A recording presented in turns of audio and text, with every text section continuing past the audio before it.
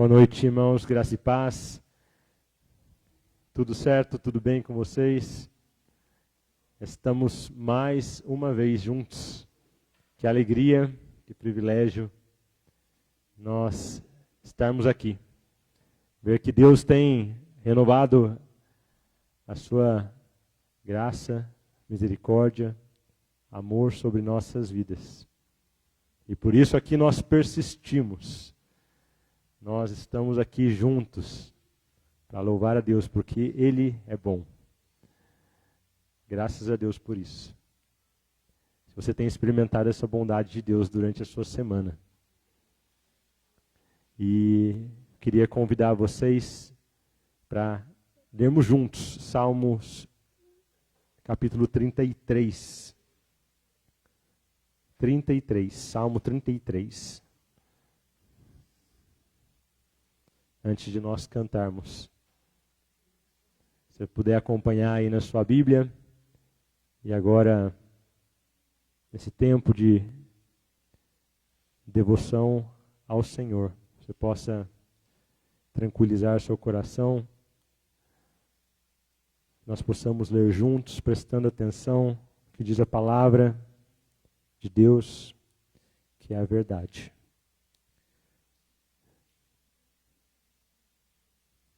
Vamos lá, Salmo 33. Salmo 33, versículo 1 diz assim: Exultai, ó justos no Senhor, aos retos fica bem louvá-lo. Celebrai o Senhor com harpa, louvai-o com cânticos, no saltério de 10 cordas. Entoai-lhe novo cântico, tangei com arte e com júbilo, porque a palavra do Senhor é reta, e todo o seu proceder é fiel. Ele ama a justiça e o direito. A terra está cheia da bondade do Senhor. Os céus, por sua palavra, se fizeram, e pelo sopro de sua boca, o exército deles. Ele ajunta em montão as águas do mar, e em reservatório encerra as grandes vagas. Tema ao Senhor toda a terra, temam-no todos os habitantes do mundo, pois ele falou e tudo se fez, ele ordenou e tudo passou a existir.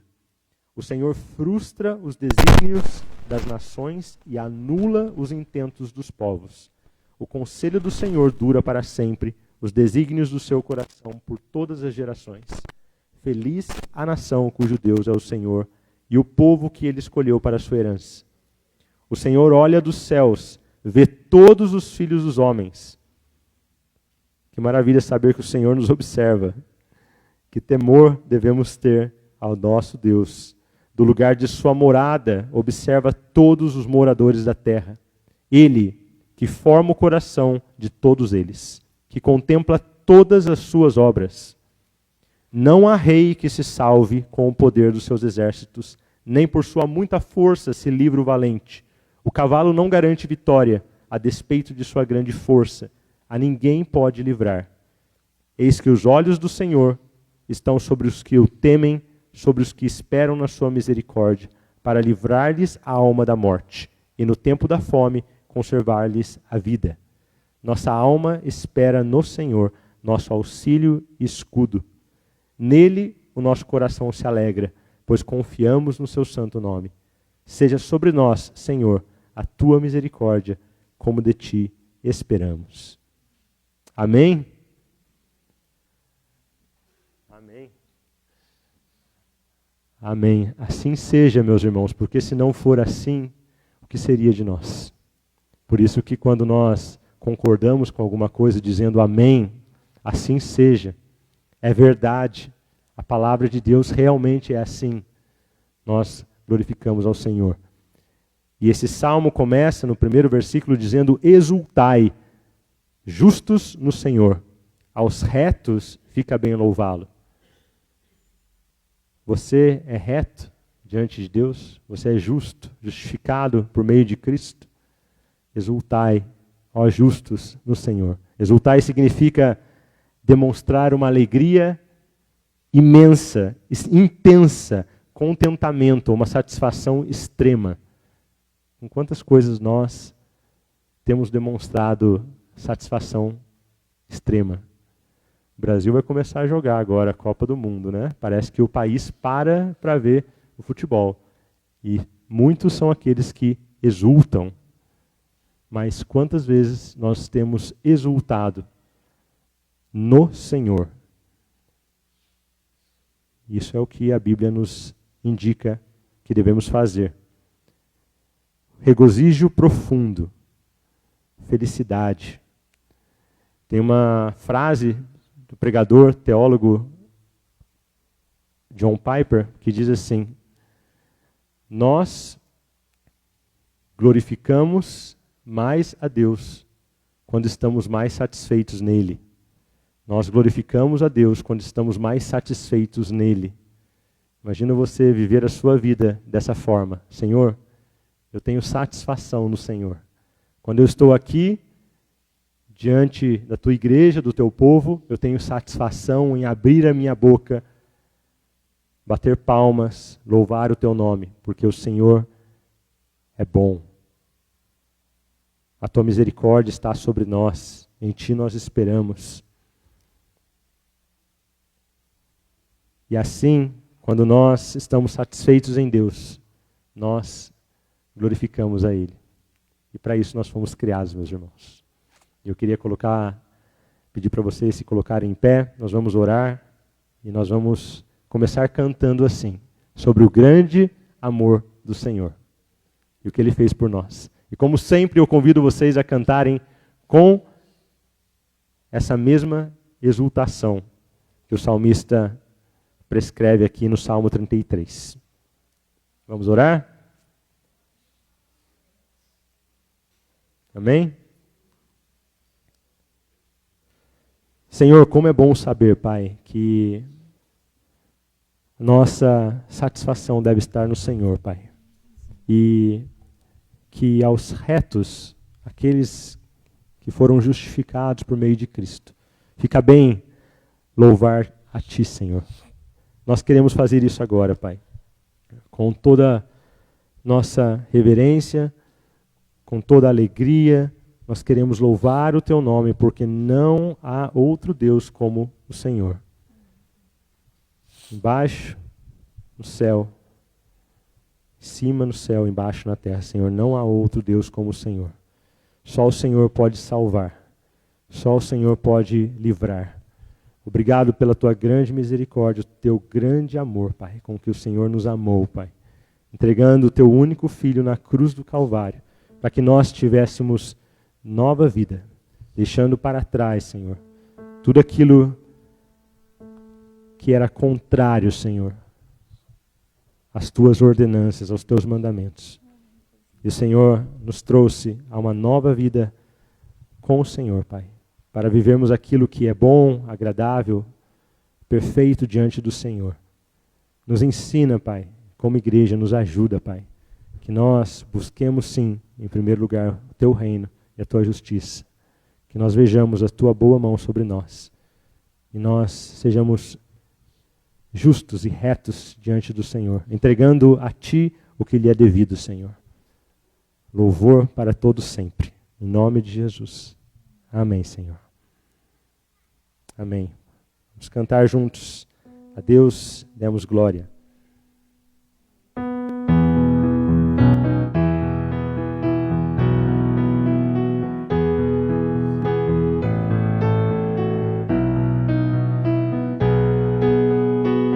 Juntos.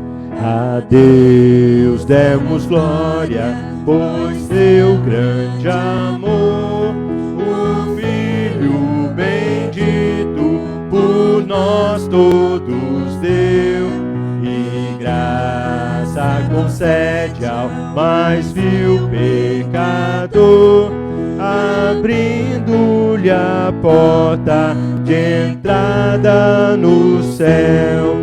Exultai, exultai, vinde todos louvar a Jesus Salvador, a Jesus Redentor. A Deus demos glória, porquanto do céu seu Filho bendito por nós todos deu. real. Foi assim que Jesus, morrendo, seu sangue por nós derramou. Herança nos céus com os santos em luz, comprou-nos Jesus, pois o preço pagou. Exultai, exultai, vinde todos louvar a Jesus Salvador, a Jesus Redentor. A Deus demos glória, porquanto do céu seu Filho bendito por nós todos juntos, força! A crer nos convida, tal prova de amor, dos merecimentos do Filho de Deus. E quem se entregar a seu bom Salvador, vai vê-lo sentado na glória dos céus. Exultai, exultai, vinde todos louvar a Jesus Salvador, a Jesus Redentor. A Deus demos glória, porquanto do céu seu Filho bendito por nós todos deu. Glória a Deus, não é verdade? É muito bom cantar sobre aquilo que Deus fez por nós, mas também por aquilo que nós devemos fazer agora que nós temos nova vida nele.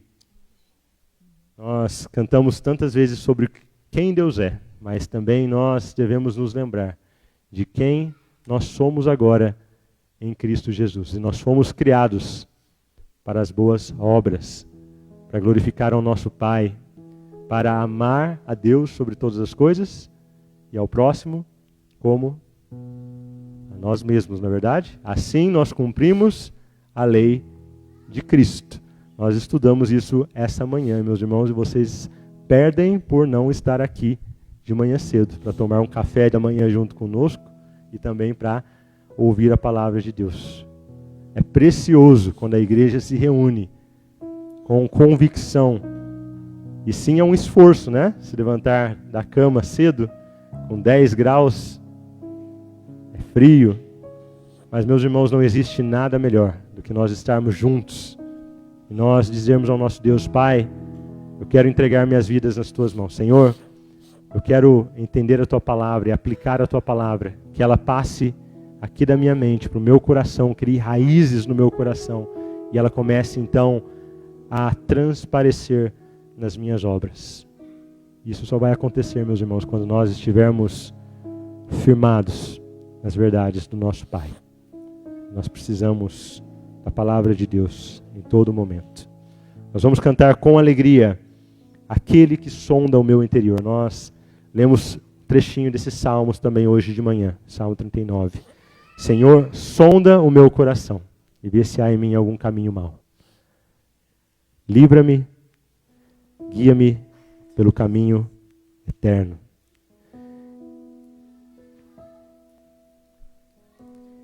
Esse é o nosso Deus. Ele deseja que nós conheçamos a Ele com intimidade.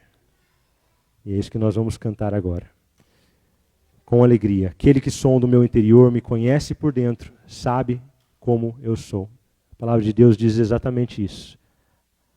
Ainda não me veio a palavra, não saiu a palavra da minha boca. O Senhor já conhece todos os meus pensamentos.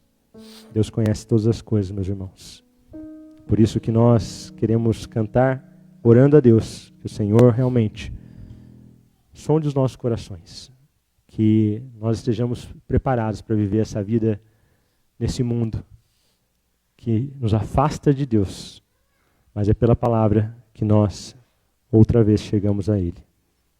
Vamos cantar juntos com palmas, com alegria. Amém.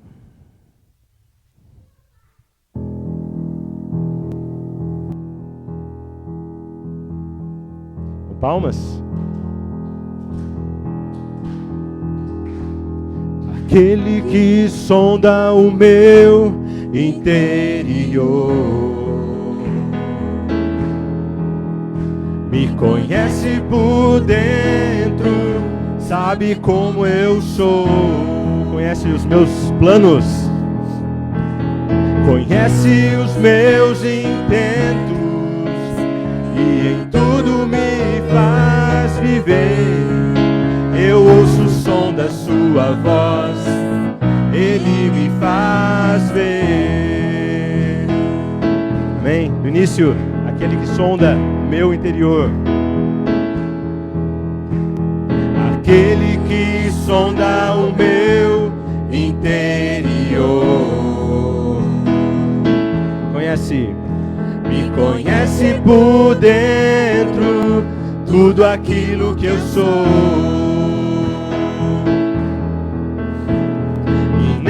Seu próprio Filho poupou em meu favor. Eu não quero mais sair desse universo de amor. Por nós, Ele entregou o seu único Filho. Todo aquele que nele crê não pereça, mas seja a vida eterna. A Ele todo o som de todos nós, a Ele todo o tom e toda a voz, cantem glória. A Ele todo o som de todos nós, a Ele todo o tom e toda a voz, cantem glória.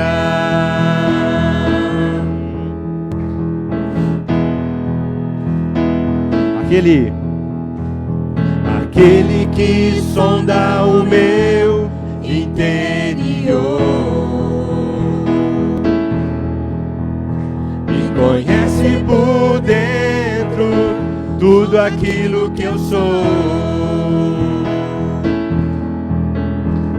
e nem ao seu próprio Filho poupou em meu favor. Eu não quero mais sair desse universo de amor. A Ele, todos juntos, vamos cantar. A Ele todo o som de todos nós, a Ele todo o tom e toda a voz, cantem glória. A Ele todo o som de todos nós, a Ele todo o tom e toda a voz, cantem glória. Última vez. A Ele todo o som e todos nós, a Ele todo o tom e toda a voz, cantem glória, cantem glória, cantem glória.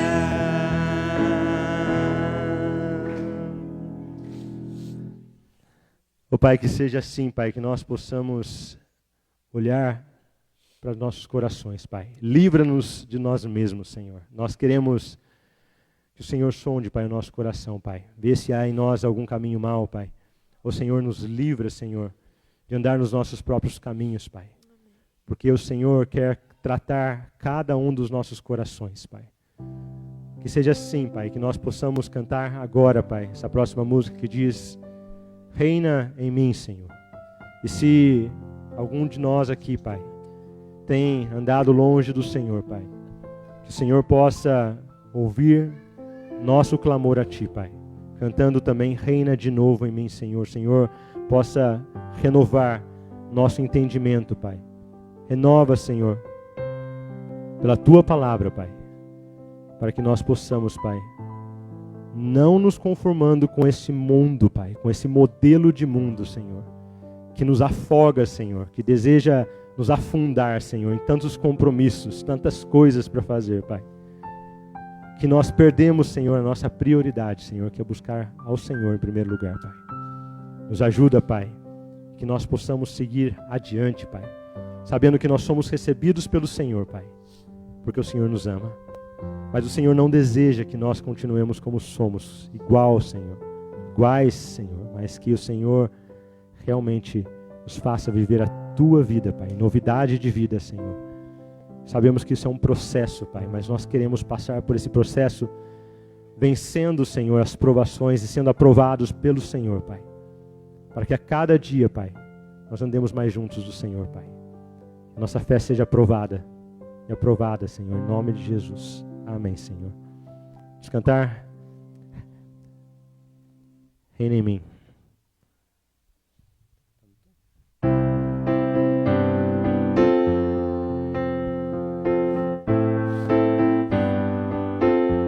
Puder também com palmas.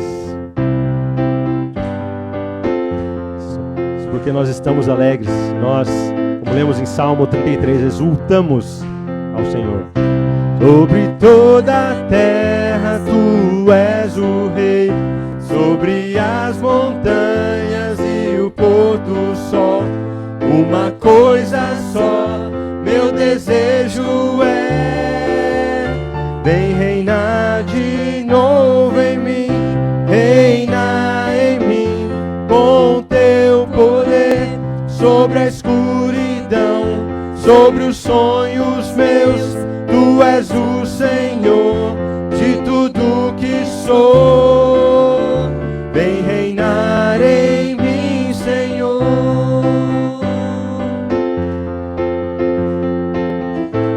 Vamos cantar sobre o meu pensar, Senhor. Tudo que eu falar, reina em mim, Senhor. Sobre o meu pensar, tudo que eu falar, faz-me refletir a beleza que há em Ti. Tu és para mim mais que tudo aqui. Vem reinar de novo em mim, reina em mim, com Teu poder, sobre a escuridão, sobre os sonhos meus. Tu és o Senhor de tudo que sou. Vem reinar em mim, Senhor. Vamos cantar do início. Sobre toda a terra Tu és o Rei.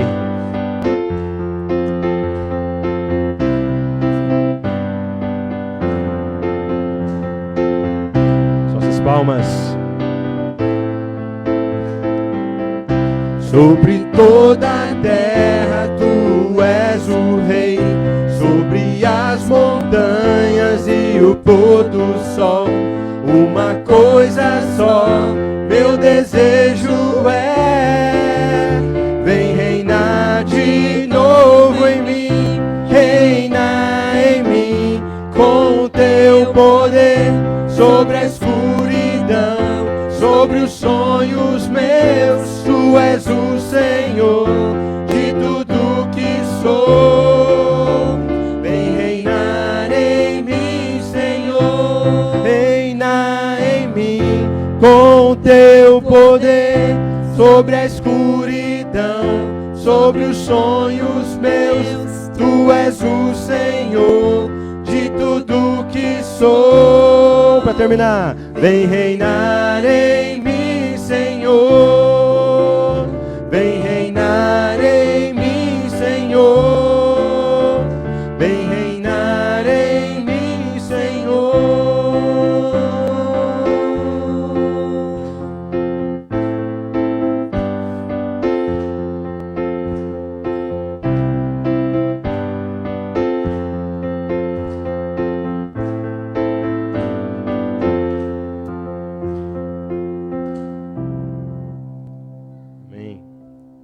Glória a Deus. Que essa seja a nossa oração. Amém. Salmo 139, nós lemos hoje de manhã. Sonda-me, ó Deus, e conhece o meu coração. Prova-me e conhece os meus pensamentos. Vê se há em mim algum caminho mau e guia-me pelo caminho eterno. Nós desejamos andar nos caminhos do Senhor, porque só nele nós temos salvação. Só nele nós temos uma esperança de uma nova vida. Sou o caminho, a verdade e a vida. Ninguém vem ao Pai a não ser por mim. Vamos cantar agora essa última música que diz: em Cristo só confiarei, a minha força, luz, canção. Se você preparou seu dízimo e oferta, você pode trazer à frente enquanto nós cantamos.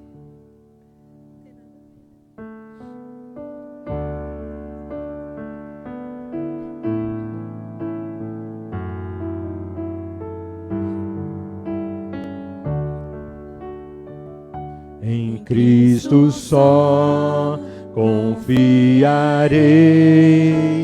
a minha força, luz, canção, pedra angular, em quem me firmei, na tempestade ou sequidão. Quão grande amor, profunda paz, lutas e medos ficam para trás. O meu conforto, tudo para mim, firme no amor de Cristo, enfim. Em Cristo só, que se encarnou, todo o poder num frágil ser, nele o amor Deus ofertou, até por nós se oferecer. Pois lá na cruz o próprio Deus a sua ira satisfez. O meu pecado Jesus levou, vivo na morte dele estou. Foi sepultada a nossa luz, tragada pela escuridão, em glorioso dia então, da sepultura ressurgiu e permanece em sua glória, vitória que nos libertou. Pois eu sou dele e ele é meu, pelo seu sangue me comprou. Não há mais culpa, não há mais morte, este é o poder de Cristo em mim. Jesus comanda a minha sorte, desde o início até. Nenhuma força poderá de sua mão me arrancar, até com ele me encontrar. Firme estarei no seu poder, firme estarei no seu poder, firme estarei no seu poder.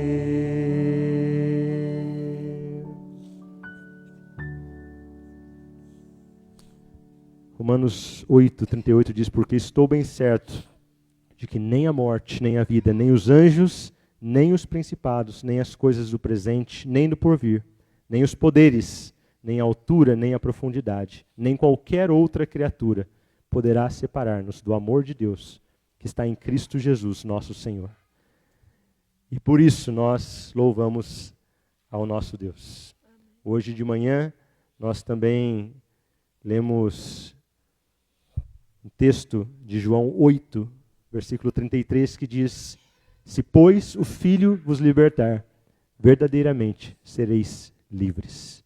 E essa liberdade que nós temos, meus irmãos, não para viver mais pecando, mas para viver a nossa vida dedicada ao nosso Senhor Jesus. Que seja assim na minha vida e na sua vida também, que você possa começar desde hoje, segunda, terça e quarta-feira, aí, sozinho com o Senhor, meditando na palavra de Deus, e você possa sempre se perguntar: Senhor, estou andando nos teus caminhos com essa atitude, com essa forma de falar, com essa forma de pensar, que nós estejamos preparados para viver essa vida daquele a quem um dia veremos todos de prestar contas. Em nome de Jesus. Amém? Você pode se sentar, pastor.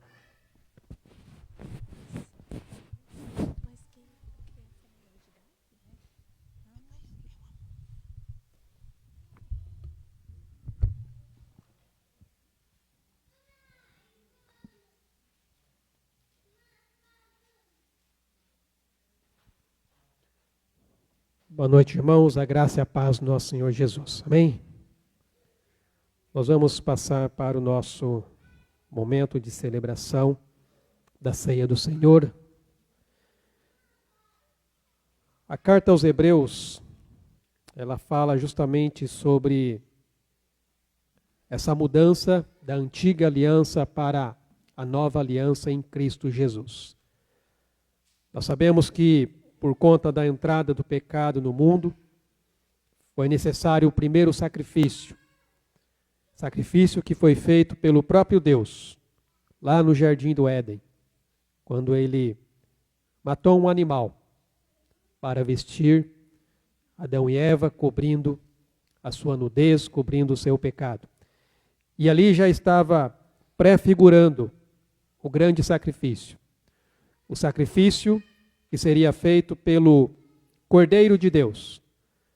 Sacrifício esse que depois foi instituído lá no Êxodo, através da Páscoa, a celebração da passagem, eis o significado de Páscoa, onde o povo de Israel, que estava com o sangue do Cordeiro imolado e colocado sobre as vergas da porta, foram protegidos do anjo da morte.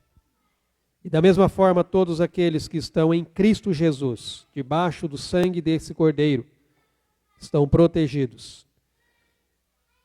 E o autor aos Hebreus, o escritor, aliás, aos Hebreus, ele diz: quando, porém, veio Cristo como sumo sacerdote dos bens já realizados, mediante o maior e mais perfeito tabernáculo, não feito por mãos, quer dizer, não desta criação, não por meio de sangue de bodes e de bezerros, mas pelo seu próprio sangue, entrou no Santo dos Santos uma vez por todas, tendo obtido eterna redenção.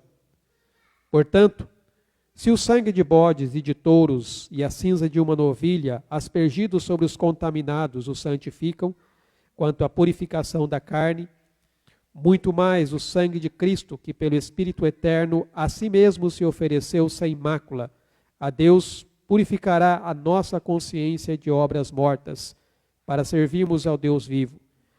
Por isso mesmo, ele é o mediador da nova aliança, a fim de que, intervindo a morte para a remissão das transgressões que havia sobre a primeira aliança, recebam a promessa da eterna herança aqueles que têm sido chamados. Porque onde há testamento é necessário que intervenha a morte do testador, pois o testamento só é confirmado no caso de mortos, visto que de maneira nenhuma tem força de lei enquanto vive o testador, pelo que nem a primeira aliança foi sancionada sem sangue.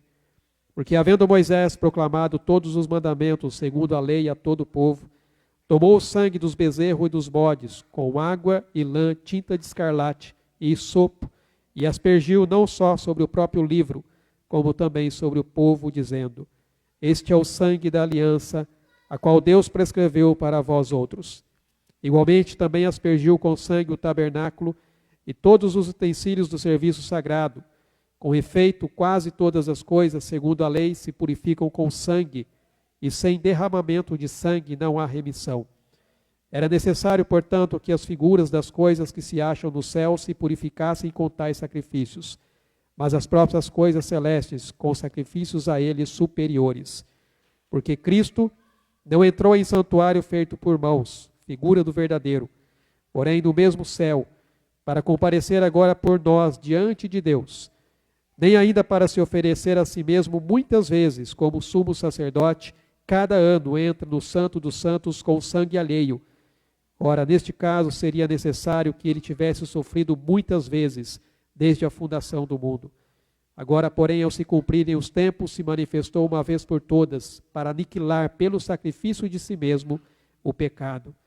E assim como aos homens está ordenado morrerem uma só vez, vindo depois disto o juízo, assim também Cristo, tendo se oferecido uma vez para sempre, para tirar os pecados de muitos, aparecerá a segunda vez sem pecado aos que o aguardam para a salvação. No Antigo Testamento, a morte dos animais apenas cobria o pecado do povo. Porém, em Cristo, a palavra diz: este é o Cordeiro de Deus que tira o pecado do mundo. Em Cristo o pecado ele é tirado, porque ele foi vencido através da sua morte e da sua ressurreição. E é isso que nós celebramos aqui, essa nova aliança que Cristo fez conosco e que agora nós temos também uns com os outros.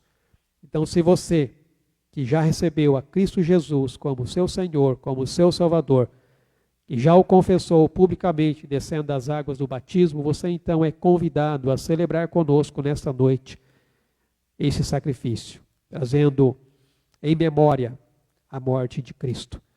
Então eu quero que você que vai participar da ceia se coloque em pé neste momento, enquanto estiver sendo entoado o cântico, o hino. Você estará recebendo os elementos da ceia para todos então juntos celebrarmos a ceia. E eu queria convidar aqui as diaconisas que vão nos auxiliar na distribuição dos elementos. E assim todos juntos celebraremos em memória da morte de Cristo.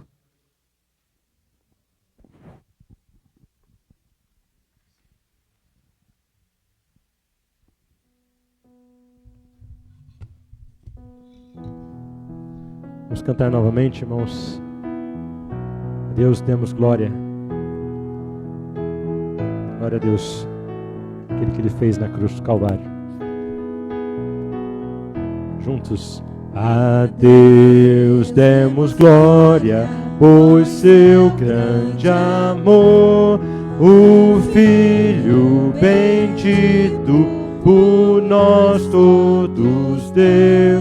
E graça concede ao mais vil pecador, abrindo-lhe a porta de entrada no céu. Exultai, exultai, vinde todos louvar a Jesus Salvador, a Jesus Redentor.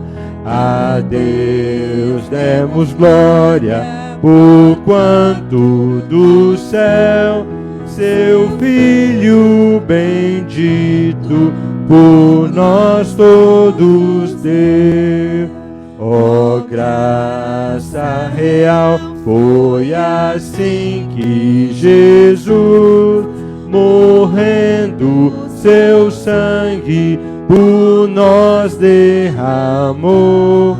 Herança nos céus com os santos em luz, comprou-nos Jesus, pois o preço pagou.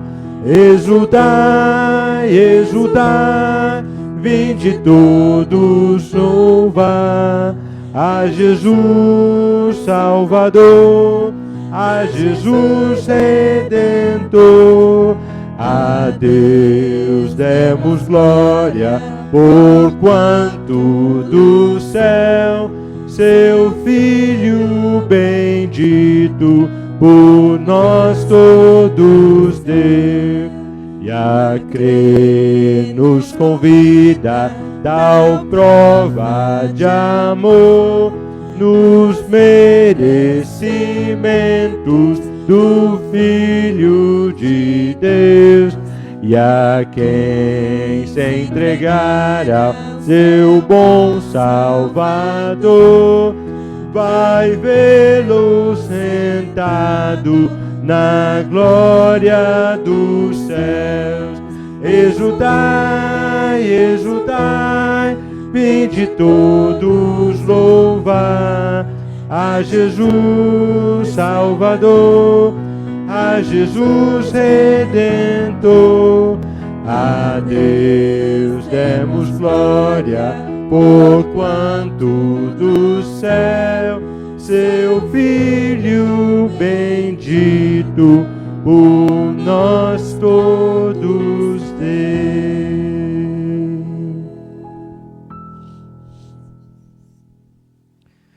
Todos receberam os elementos.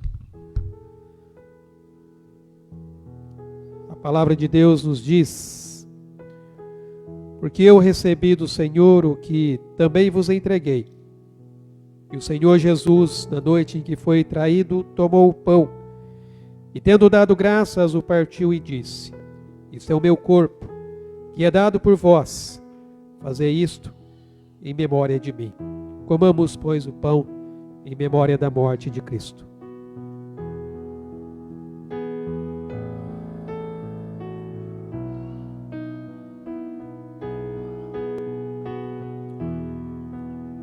Ó Pai, a Ti seja dada toda a glória e todo o louvor. O Senhor, ó Pai, que é digno de receber a nossa adoração. Nós Te louvamos, ó Deus, porque através desta aliança que o Senhor, ó Pai, estabeleceu por meio do Seu Filho Jesus Cristo, nós hoje podemos, ó Pai, ter livre acesso à Tua presença. O véu foi rasgado. E assim, ó Deus, através de Cristo, nós desfrutamos, ó Pai, da presença do Senhor em nossas vidas, com o Teu Espírito Santo, habitando, ó Pai, no nosso coração.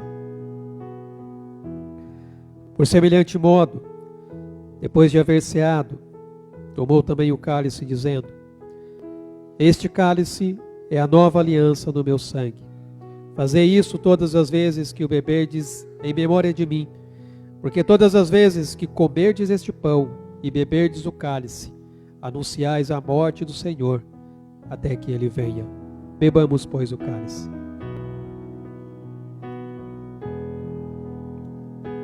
Muito obrigado, Pai, por este sangue que foi derramado, o sangue que nos purifica de todo o pecado. Nós Te agradecemos, ó Deus, pelo perdão que o Senhor nos concede, por sermos justificados pela fé em Teu Filho Jesus. E através dessa justificação nós temos paz com o Senhor. E estando em paz com o Senhor, nós desfrutamos da paz do Senhor em nosso coração, que guarda, ó Pai, a nossa mente. Te louvamos por isso e Te agradecemos em nome de Jesus. Amém, Senhor Deus. Os irmãos podem se assentar.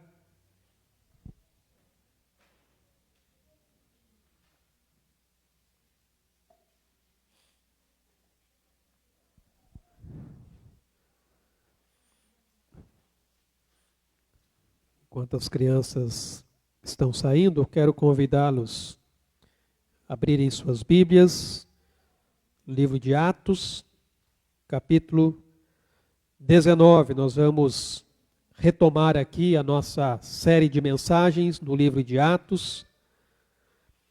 Nós paramos no capítulo 19, vimos a primeira parte deste capítulo e hoje nós vamos trabalhar aqui a partir do verso 21 até o final do capítulo de Atos 19. Diz a palavra: cumprida essas coisas, Paulo resolveu no seu espírito ir a Jerusalém, passando pela Macedônia e Acaia, considerando, depois de haver estado ali, importa-me ver também Roma. Tendo enviado à Macedônia 2 daquele que lhe ministravam, Timóteo e Erasto, permaneceu algum tempo na Ásia. Por esse tempo, houve grande alvoroço acerca do caminho, pois um ourives chamado Demétrio, que fazia de prata nichos de Diana, e que dava muito lucro aos ártifes, convocando-os juntamente com outros da mesma profissão, disse-lhes: senhores, sabeis que deste ofício vem a nossa prosperidade, e estáis vendo e ouvindo que não só em Éfeso, mas em quase toda a Ásia, este Paulo tem persuadido e desencaminhado muita gente, afirmando não serem deuses os que são feitos por mãos humanas. Não somente há o perigo de a nossa profissão cair em descrédito, como também o de o próprio templo da grande deusa Diana ser estimado em nada e ser mesmo destruída a majestade daquela que toda a Ásia e o mundo adoram. Ouvindo isto, encheram-se de furor e clamavam: grande é a Diana dos Efésios. Foi a cidade tomada de confusão, e todos a uma arremeteram para o teatro, arrebatando os macedônios Gaio e Aristarco, companheiros de Paulo. Querendo este apresentar-se ao povo, não lhe permitiram os discípulos. Também as iarcas, que eram amigos de Paulo, mandaram rogar-lhe que não se arriscasse indo ao teatro. Uns, pois, gritavam de uma forma, outros de outra, porque a assembleia caíra em grande confusão. E na sua maior parte nem sabiam por que motivo estavam reunidos. Então tiraram Alexandre dentre a multidão, impelindo os judeus para a frente. Este, acenando com a mão, queria falar ao povo. Quando, porém, reconheceram que ele era judeu, todos a uma voz gritaram por espaço de quase 2 horas: grande é a Diana dos Efésios. O escrivão da cidade, tendo apaziguado o povo, disse: senhores Efésios, quem porventura não sabe que a cidade de Éfeso é a guardiã do templo da grande Diana e da imagem que caiu de Júpiter? Ora, não podendo isso ser contraditado, convém que vos mantenhais calmo e nada façais precipitadamente. Porque estes homens que aqui trouxestes não são sacrílegos, nem blasfemam contra a nossa deusa.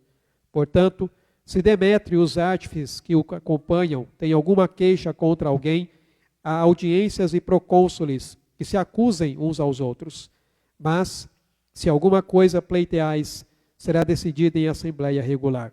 Porque também corremos perigo de que, por hoje, sejamos acusados de sedição, não havendo motivo algum que possamos alegar para justificar este ajuntamento. E, havendo dito isto, dissolveu a assembleia. Irmãos, a cidade de Éfeso, no primeiro século, era uma cidade de destaque no mundo romano.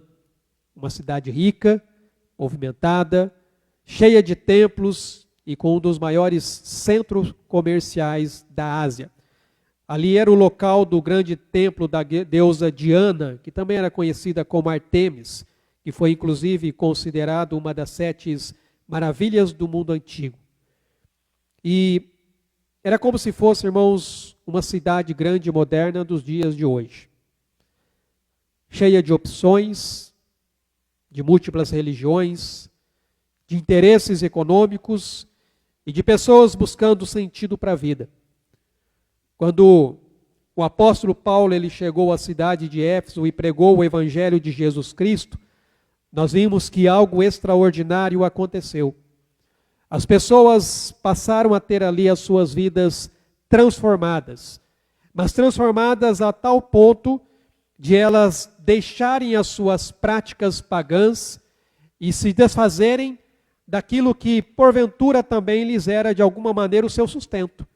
Porque se voltarmos aqui um pouco no próprio capítulo 19, a partir do verso 18 diz: muitos dos que creram vieram confessando e denunciando publicamente as suas próprias obras.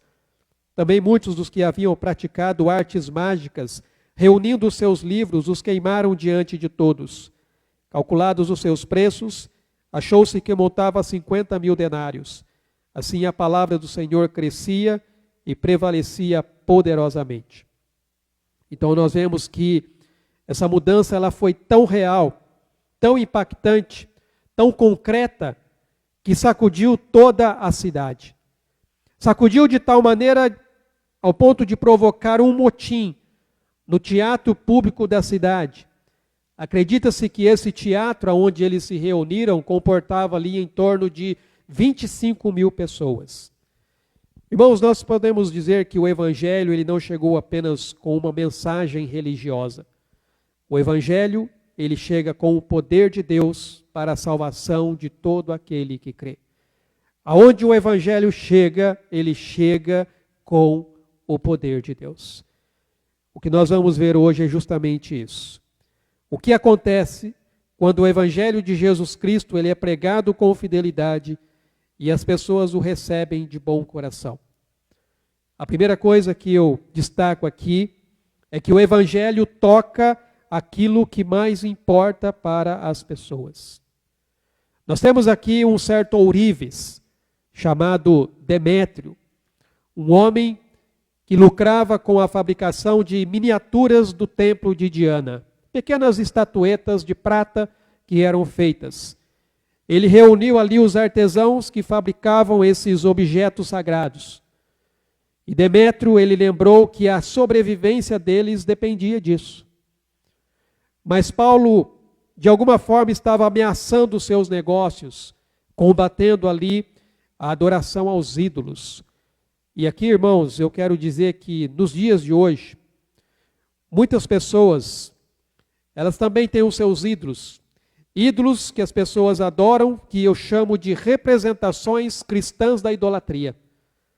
Pessoas que se ajoelham diante de servos e servas de Deus, crendo que eles podem fazer alguma coisa por eles. Isso também não deixa de ser uma idolatria. Eu diria que muitos desses servos e servas ficariam escandalizados por verem pessoas se devotando a eles e não a Cristo.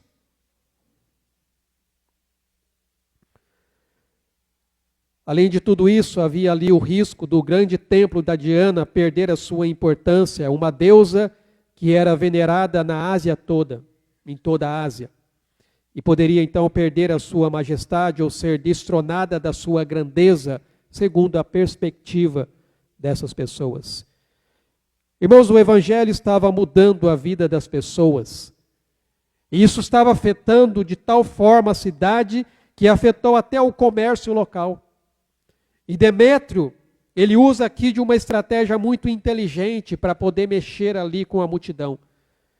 Primeiro, ele apela ao amor que as pessoas têm pelo dinheiro. Porque ele diz, este Paulo está pregando contra a nossa profissão, aquilo que é o nosso ganha-pão. Depois, ele disfarça a sua ganância com um discurso de patriotismo e religiosidade. Ele está colocando em descrédito o grande templo da deusa Diana. O que vão dizer? E o povo não percebia seus interesses egoístas. Mas ele se sentia como se fosse um herói, lutando ali pelo bem da sua terra e também das suas crenças. Nós sabemos, irmãos, que desde o começo a igreja sempre enfrentou perseguições, de várias maneiras. Semana passada nós celebramos o DIP, que é o Dia da Igreja Perseguida, onde Portas Abertas traz várias matérias sobre igrejas que sofrem com a perseguição. E desde o começo a igreja tem enfrentado isso. Nós vemos ali em Jerusalém a oposição que veio por parte dos líderes religiosos. Nós vimos isso na cidade de Antioquia, através do preconceito e da inveja. Nós vimos isso na cidade de Listra, através do paganismo ignorante. Na cidade de Filipos, através da reação ao poder de Deus contra o mal. Na cidade de Tessalônica, com a resistência que surgiu por multidões agitadas, lideradas por líderes religiosos invejosos. Na cidade de Atenas, por causa da filosofia mundana. Na cidade de Corinto, por conta do judaísmo, inclusive dentro de tribunais romanos. Irmãos, onde o evangelho é proclamado com coragem, com fidelidade, você pode ter certeza que a oposição, ela sempre vai aparecer. Aonde a verdade ela é pregada, sempre vai se levantar aqueles que vão se opor a isso. Aliás, essas foram as palavras de Jesus para os discípulos. Em Mateus, capítulo 10, a partir do verso 16, ele diz: Eis que eu vos envio como ovelhas para o meio de lobos.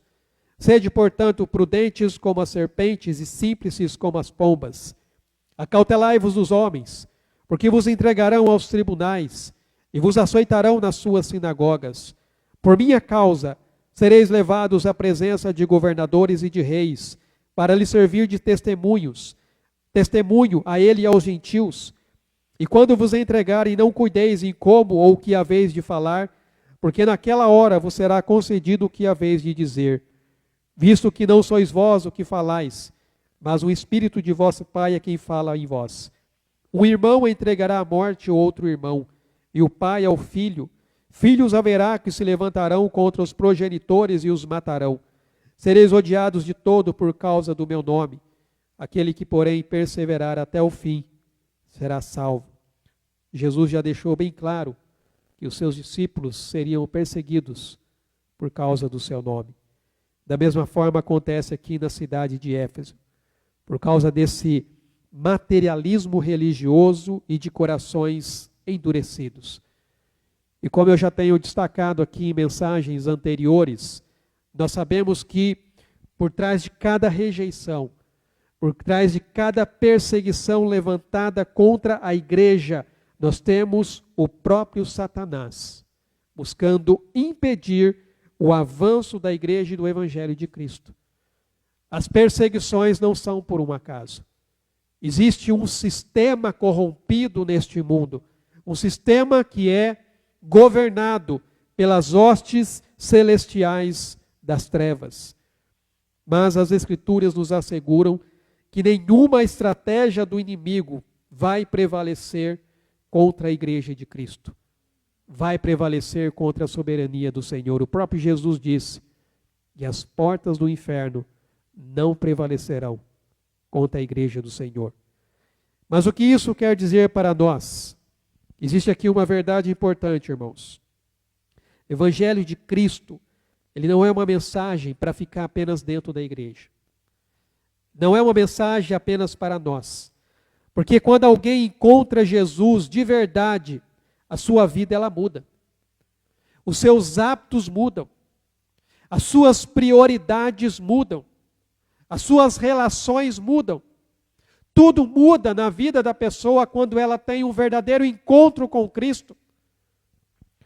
Por exemplo, uma pessoa que antes vivia presa ao vício, gastando muitas vezes o seu salário antes do fim do mês, mas quando ele encontra Jesus, ele aprende que precisa administrar o dinheiro com responsabilidade, sabendo que ele, na verdade, é um mordomo das coisas de Deus. Quando, por exemplo, um trabalhador que costumava desviar materiais da empresa, ou dar ali o seu jeitinho para tentar fechar as contas no fim do mês, após a sua conversão ele decide ser honesto, mesmo que isso custe o seu emprego. Uma família que vivia endividada por ser consumista, comprando o que não precisa, para aparentar aquilo que não é, mas depois que encontra Cristo, passa a viver com simplicidade e contentamento no Senhor. Isso é o que o Evangelho faz, irmãos, na vida de uma pessoa. Ele transforma as suas relações, ele transforma as suas prioridades, ele transforma os seus hábitos, ele transforma a maneira como a pessoa está vivendo. O Evangelho verdadeiro, ele toca aquilo que mais importa. A nossa relação com Deus, a maneira como nós lidamos com o dinheiro, a maneira como nós lidamos com as pessoas, a maneira até como lidamos com nós mesmos. É isso que o Evangelho faz. E em Éfeso aqui isso foi tão real que gerou um impacto econômico visível. A transformação foi tamanha, o impacto foi tanto, que isso estava causando um transtorno econômico naquela cidade. A transformação não era superficial. E aqui vai uma lição para nós. O Evangelho não é uma religião apenas de domingo. É uma nova maneira de viver todos os dias que afeta a nossa vida por inteiro. O verdadeiro evangelho, irmãos, não é algo que se vive nas quatro paredes desse tempo. O verdadeiro evangelho é algo que nós aprendemos aqui, mas nós devemos viver isso no nosso dia a dia. É quando você levanta pela manhã e vai para o seu trabalho. E ali você já começa a viver o evangelho. seja para trabalhar para alguém ou até mesmo para dirigir a sua própria empresa. O Evangelho é aquilo que você vive dentro do seu lar, cuidando do seu marido, cuidando dos seus filhos, cuidando da esposa. O Evangelho não é aquilo que nós vivemos aqui dentro. O Evangelho verdadeiro é aquilo que nós vivemos lá fora.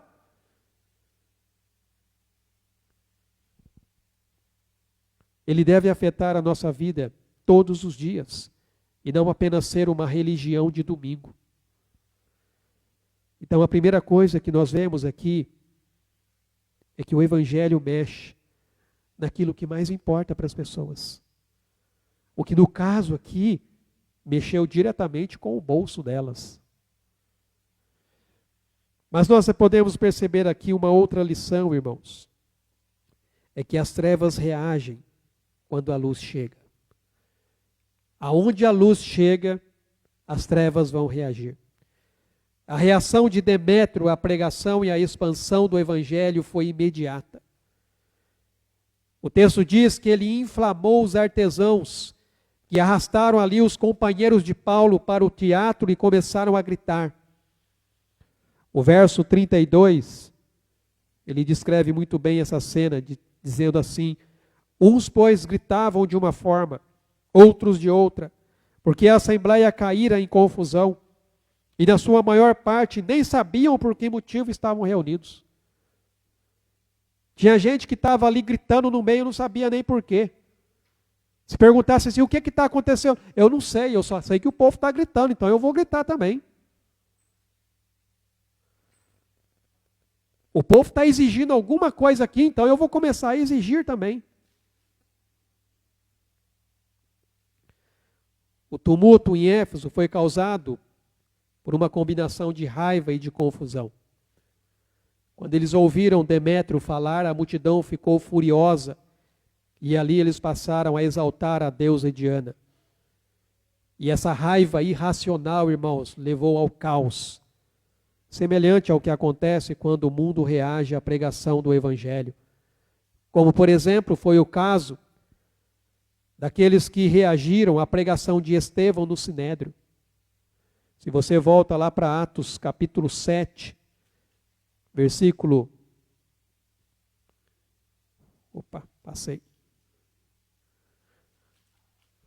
Atos 7, versículo 54, diz assim: ouvindo eles isto, enfureciam-se no seu coração, enrilhavam os dentes contra ele.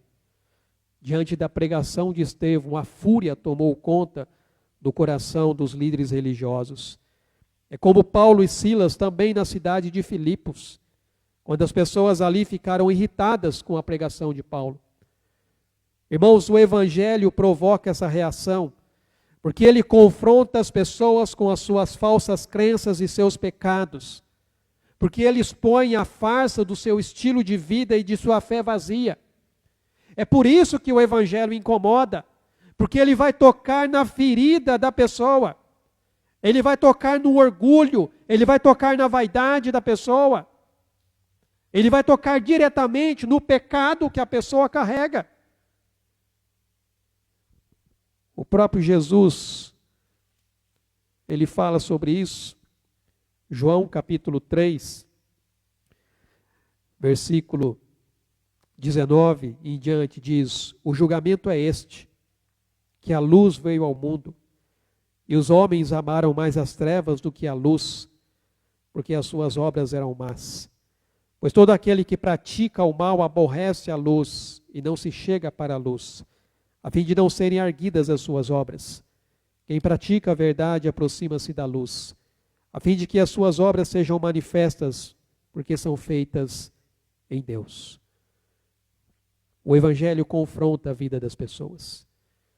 Esse tumulto na cidade de Éfeso trouxe confusão e desordem, com muitos ali sem nem mesmo entender o motivo da agitação. Estavam reagindo ou agindo apenas pelo impulso e pela emoção. Irmãos, a mente fechada da multidão impediu um diálogo racional. Isso alimentava ainda mais aquele caos. E é impressionante, irmãos, porque o texto vai nos dizer que uma multidão de pessoas ficaram 2 horas gritando, sem saber o porquê. Apenas gritando, grande é a Diana dos Efésios. Pessoas que foram arrastadas pela emoção do momento, pelo barulho coletivo, sem refletir ali sobre aquilo que estava acontecendo. Essa cegueira espiritual, irmãos, é um fenômeno recorrente na história, que revela como a verdade, quando ela é proclamada, muitas vezes ela passa a ser sufocada pelo clamor daqueles que preferem a segurança da ilusão do que o desconforto da transformação. A resistência à verdade mostra que nós temos medo de deixar para trás coisas que nos dão segurança, mesmo que não sejam boas para nós. Hoje pela manhã nós falamos um pouquinho sobre isso, quando nós trabalhamos aqui um assunto que falamos sobre vícios e compulsões. Pessoas que resistem à verdade porque têm medo de deixar para trás coisas que dão segurança, mesmo que isso não seja boa para ela. E aqui vai uma reflexão para nós. Será que nós estamos dispostos a questionar nossas próprias convicções? Ou será que estamos sendo levados pela multidão confusa em seus pensamentos e ideias?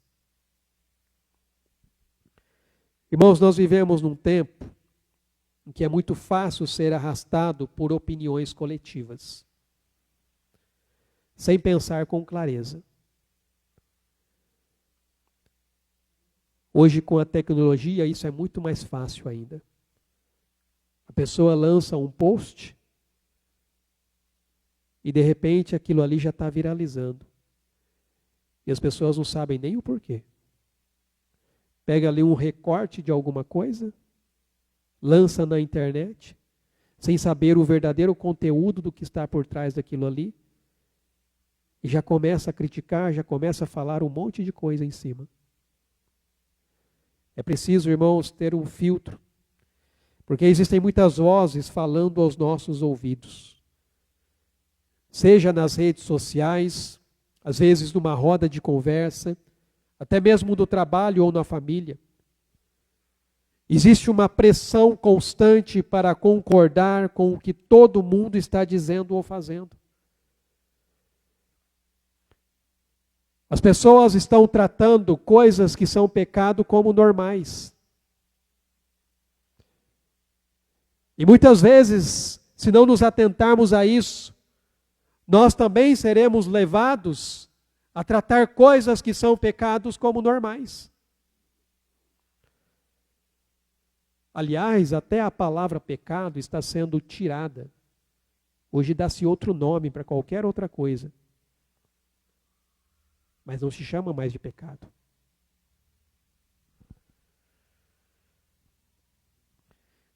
Mas como cristãos, nós somos chamados a não nos conformarmos com o mundo. Nós somos chamados a sermos diferentes. Não porque nós somos superiores, mas é porque nós temos uma bússola.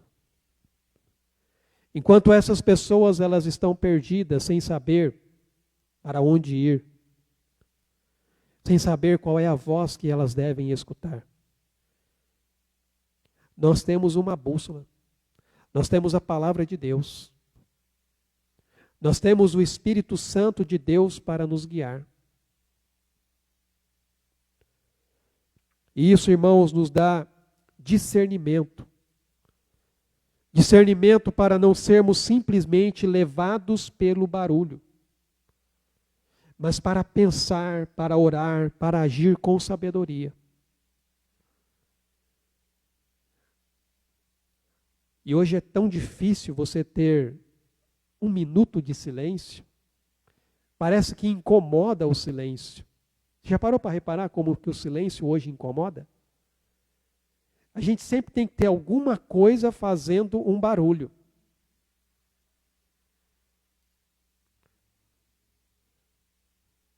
Eu acho que eu já disse aqui, às vezes tem gente que liga a televisão em casa, não está nem assistindo, mas é porque ela precisa de um barulho. O silêncio incomoda. Tente fazer um desafio. Tente ficar em silêncio.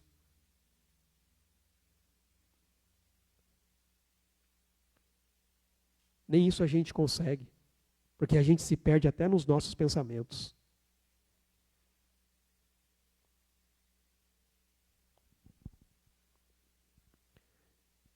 A verdadeira coragem reside em manter a integridade dos valores bíblicos, mesmo quando o preço a pagar seja incompreensão ou isolamento. Vida cristã não é sobre seguir a correnteza do mundo, mas é sobre você construir a sua fé num alicerce inabalável e sólido que é a palavra de Deus. Esse é o alicerce onde nós devemos construir a nossa vida. A palavra de Deus. Ela é quem nos dá a direção. Ela é a revelação de Deus para nós. Tudo o que nós precisamos para conduzir as nossas vidas está aqui. Só que muitas vezes nós não nos atentamos a isso.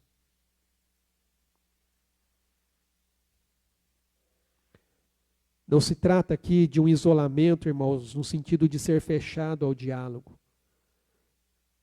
Mas trata-se de saber quem você é em Cristo. Para que as pressões externas, elas não definam a sua identidade e nem a sua escolha. Porque hoje as pessoas, elas se definem pelo que os outros dizem, por aquilo que elas possuem. Elas não conseguem enxergar a própria identidade que têm. Mas nós temos uma identidade. E a nossa identidade está em Cristo. E aqui tem uma palavra importante para nós. Por que Jesus? Irmãos, no centro de tudo isso está essa verdade que Paulo proclamava. Jesus Cristo, o Filho de Deus, morreu na cruz pelos nossos pecados, ressuscitou dos mortos, e Ele é o único Senhor. Não é uma religião entre tantas outras. Ele não é uma filosofia de vida. Ele não é uma estratégia de autoajuda. Jesus Cristo, Ele é uma pessoa real que quer ter um relacionamento com você. Um relacionamento que salva. Um relacionamento que transforma vidas. É isso que Jesus é. Paulo não pregou um programa social, não pregou ideologias. Paulo, ele pregou a Jesus.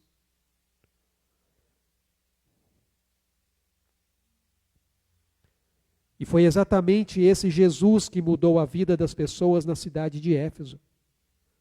Como nós vimos aqui, ao ponto dessas pessoas queimarem os seus livros de magia. Ao ponto dessas pessoas abandonarem práticas que destruíram as suas vidas para se tornarem pessoas novas. E essa transformação, ela não veio de um esforço humano. Essa transformação foi através do poder do Evangelho. E essa, irmãos, é a base de tudo que nós vemos nesse texto. Não é a igreja que é poderosa em si mesma, mas é o Cristo que ela anuncia. A igreja é forte quando ela faz de Jesus o seu centro, mas ela se torna fraca quando ela coloca qualquer outra coisa no lugar dele. Jesus tem que ser o centro da igreja, da minha vida, da sua vida. E por fim, nós vemos aqui a soberania de Deus, mostrando mais uma vez que é Ele quem está no controle. Porque mesmo diante da tumultuosa oposição que se levantou ali, o plano de Deus permaneceu inabalável. Quando o caos parecia tomar conta da cidade, Deus agiu de uma forma inesperada. O escrivão da cidade, um funcionário público sem ligação nenhuma com a igreja, acalmou a multidão. E o escrivão da cidade destacou que desde então esses fatos são inegáveis, pedindo que todos permanecessem calmos, sem fazer nada precipitado.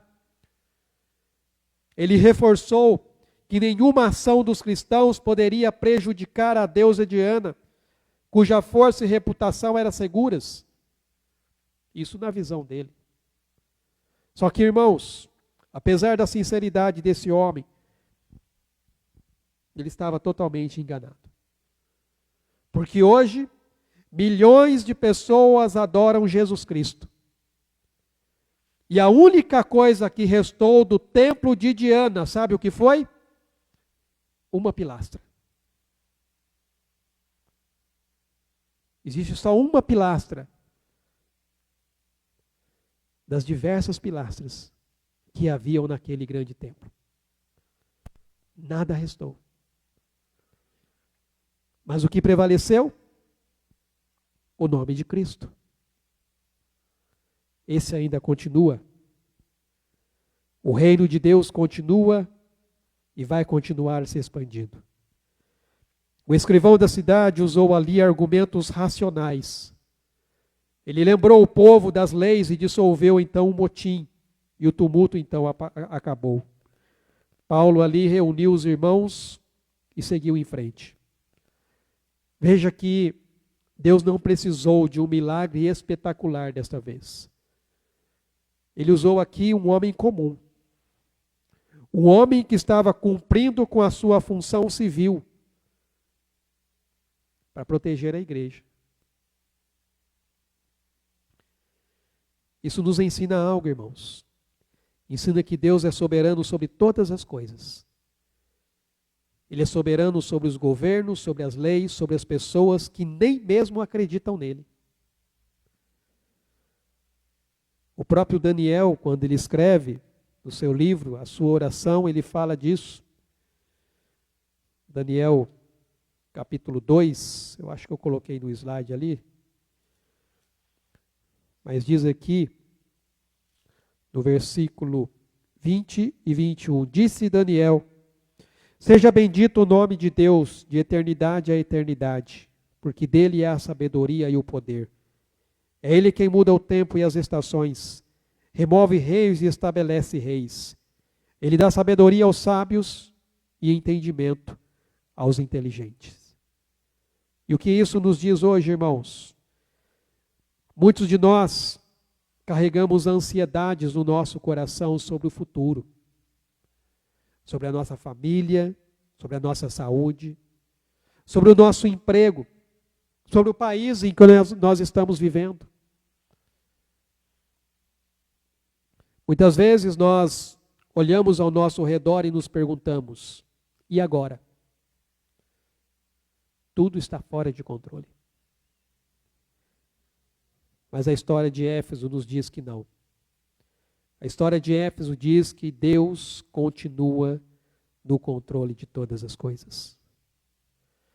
Não de uma forma ingênua, como se não houvesse sofrimento ou injustiça. Porque Paulo e seus companheiros passaram por situações muito perigosas.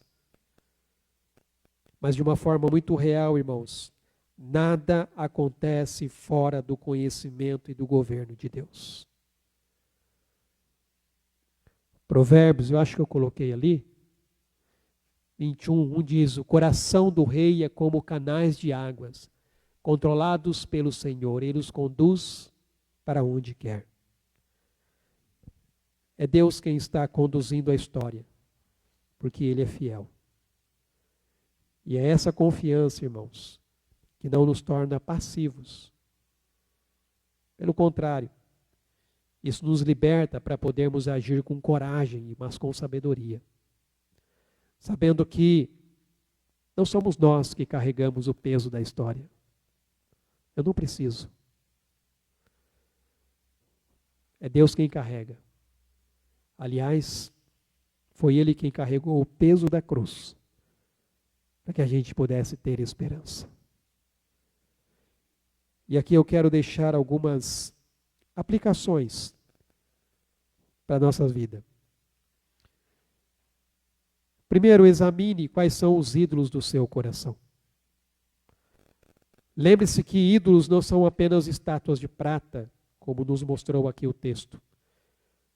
Isso são apenas representações. Mas o ídolo é qualquer coisa que ocupe o lugar de Deus na sua vida.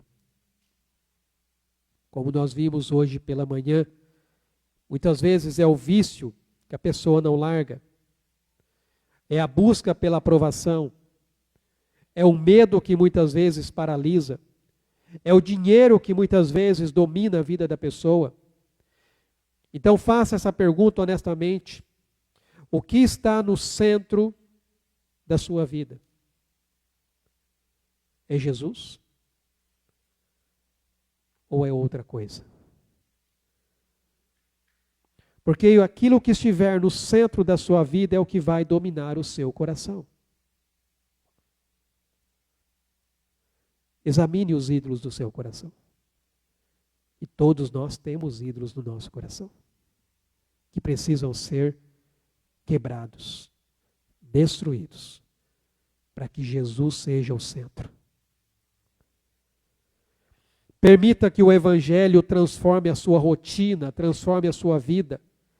Fé cristã não muda apenas o que acontece no culto.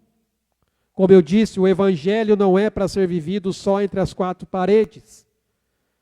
O Evangelho é para ser vivido no dia a dia, porque ele muda a maneira como você trabalha, ele muda a maneira como você trata a sua família, ele muda a maneira como você passa a usar o dinheiro, ele muda a maneira como você age quando ninguém está vendo.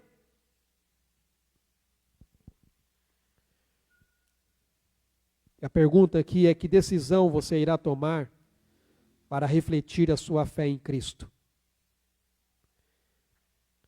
E por fim, confie no Deus soberano nos momentos de incerteza. Quando as circunstâncias da sua vida estiverem confusas, quando as circunstâncias da sua vida forem desesperadoras, aterrorizantes, lembre-se disso. O mesmo Deus que protegeu Paulo na cidade de Éfeso, Ele está com você. Ele protege você. Então ore, busque sabedoria e haja com confiança e não com medo. As palavras que Deus disse para Josué: não tenha medo, confie, porque eu sou contigo. Irmãos, Paulo, ele não precisou quebrar nenhuma estátua com as suas mãos. Ele simplesmente proclamou Jesus Cristo. Ele falou da sua vida, da sua morte, da sua ressurreição. E o Evangelho fez o trabalho. As pessoas daquela cidade foram transformadas. As pessoas mudaram. As famílias mudaram. A cidade, ela foi sacudida. Então entenda que esse mesmo Jesus que Paulo pregou e que abalou a cidade de Éfeso, é o mesmo Jesus que está sendo apresentado para você aqui hoje.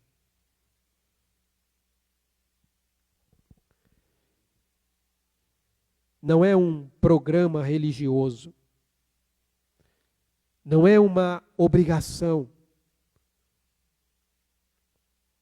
Mas o Jesus que é o Senhor. O Jesus que é o Salvador. O Jesus que morreu por você e que quer transformar a sua vida. Assim como Ele transformou a vida dessas pessoas nessa cidade.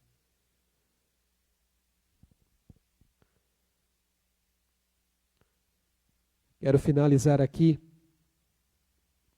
com o texto de Romanos capítulo 1, verso 16, que diz: porque eu não me envergonho do Evangelho, porque é o poder de Deus para a salvação de todo aquele que crê. É essa palavra, irmãos, que nós temos que proclamar. O Evangelho de Jesus Cristo. Esse é o poder que transforma vidas. Esse é o poder que muda o coração das pessoas. Que Ele possa mudar o seu. Que Ele possa mudar o nosso coração. Para que Ele seja o centro de tudo em nossas vidas. Para que Ele seja o centro dessa igreja. E que a gente possa viver dia a dia essa mensagem.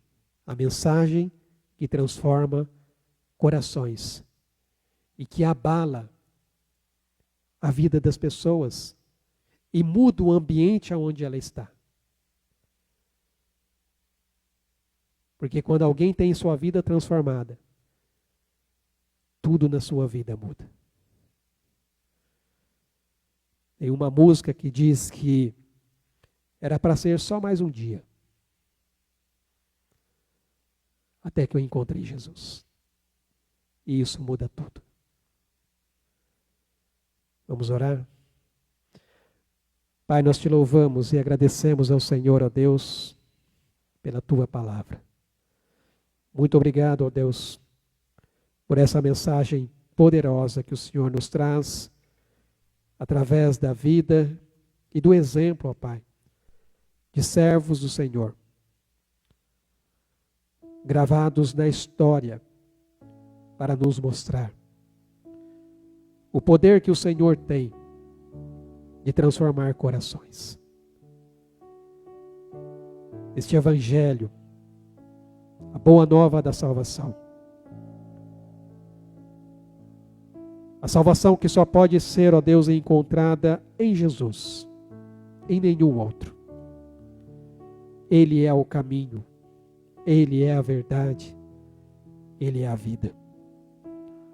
E é somente nele, ó Pai, que nós encontramos alegria verdadeira.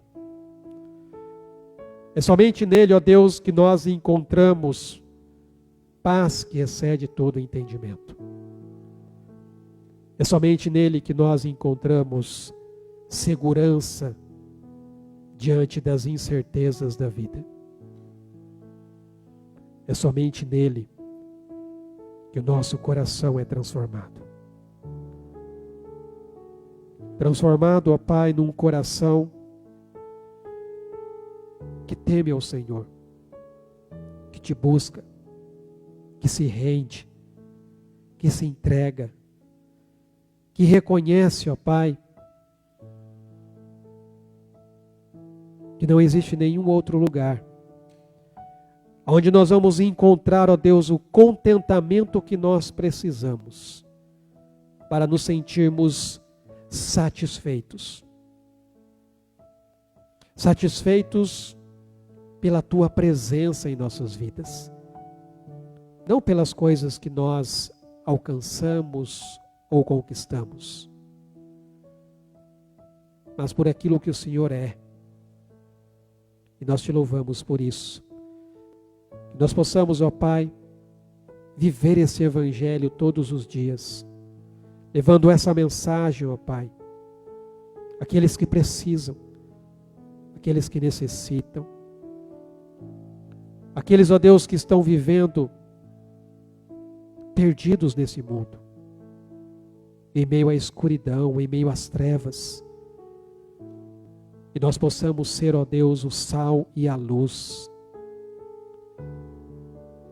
levando essa mensagem que traz o consolo, que traz o conforto, que traz direção, que dá clareza, mas que também confronta o coração.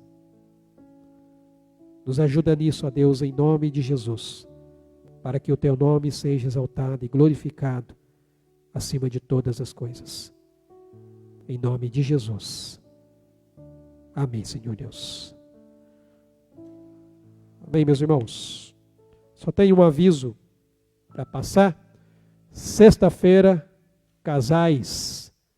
Prepare-se, nós temos o nosso encontro de casais, estamos preparando aí um jantar romântico e você está aí convidado, eu diria que até convocado para estar conosco na sexta-feira às 19h30. A gente vai preparar aqui todo um ambiente para a gente ter uma noite aí romântica entre os casais. Então não deixe de participar para estar conosco nesse dia.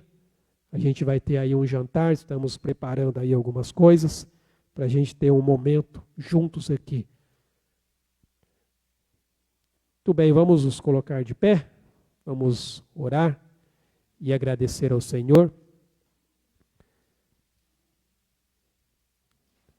por esse tempo que nós passamos aqui e obrigado por aqueles que estão aí nos visitando nessa noite. Deus abençoe a vida de vocês, embora, é claro, os visitantes já não são tão visitantes assim, né? Já fazem parte aqui do nosso meio, estão sempre aí participando conosco.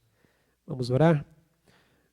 Pai, nós te louvamos, ó Deus, e agradecemos ao Senhor por este dia, também por esta noite, este culto, ó Deus, que nós celebramos aqui como igreja, reunidos na presença do Senhor. Somos gratos, ó Deus, pelo mover do Teu Espírito Santo, ó Pai, em nosso meio, nos louvores, nas orações e principalmente através da Tua palavra, Deus.